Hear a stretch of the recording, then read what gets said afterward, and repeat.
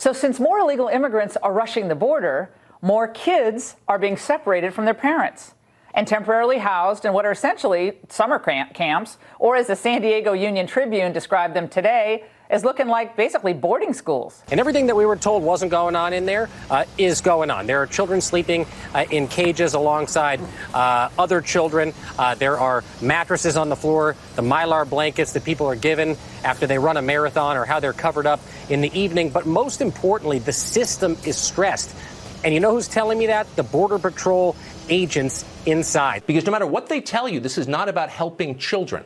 A lot of people yelling at you on TV don't even have children, so don't for a second let them take the moral high ground. Their goal is to change your country forever, and they're succeeding, by the way. Si hubiera sabido eso, no, pero como uno viene huyendo de la... If I would have thought he would have been taken away, I wouldn't have come, but since we're fleeing violence... Sí, venimos huyendo de la delincuencia, mucha violencia en nuestra... A lot of violence in Guatemala. Sí, en Guatemala, y nos dijeron que nos amenazaron de muerte. Our life was threatened, and we were told we were going to be murdered. Que iban a matar a mi hijo y a mí, pero uno hace todo lo posible por buscar. I was told my son was going to die, so we're doing whatever we can to give them a better life. Sí, uno viene buscando una mejoría para sus hijos, porque uno We're just looking for a better life for our children. los quite. We don't want them to be taken away. And I would also say one other thing. These child actors weeping and crying on all the other networks 24/7 right now. Do not fall for it, Mr. President. I had also had a few experiences in being ordered essentially to separate a brother and two brothers and a sister, very young children who were hugging each other. I was told that they should not be able to hug. While these kids are in temporary custody, they're getting school and soccer and video games and 3 squares and 2 snacks and plenty of sleep. But if you don't have a parent, if you don't have that adult who cares for that child, you're taking away what's foundational and what's most important to that child's health. And so taking a child away from a parent is child abuse. In a minute, they're all going to be members of MS-13, according to you. I find this really terrible.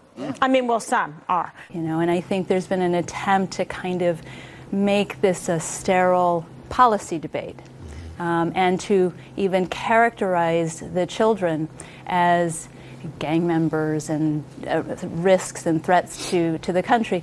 I think if you want to defend this policy, that's fine, but we need to be able to say clearly what the policy is and what the policy does. And the voices that have been missing in this debate about this policy are the voices of the children.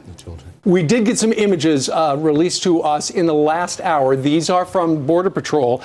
This is of a former warehouse that has been converted to a facility. Shelter. And, while some have likened it to concentration camps or cages, you do see that they have those thermal blankets. You do see some fencing. But keep in mind, some have referred to them as cages. But keep in mind, this is a great big warehouse facility where they built walls out of chain link fences. We are hearing first the distressing sounds of what these children are going through after they've been taken from their parents.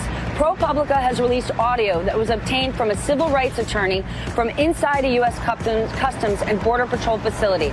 NBC News has not been able to independently verify its authenticity, and I warn you, this audio is very difficult to listen to.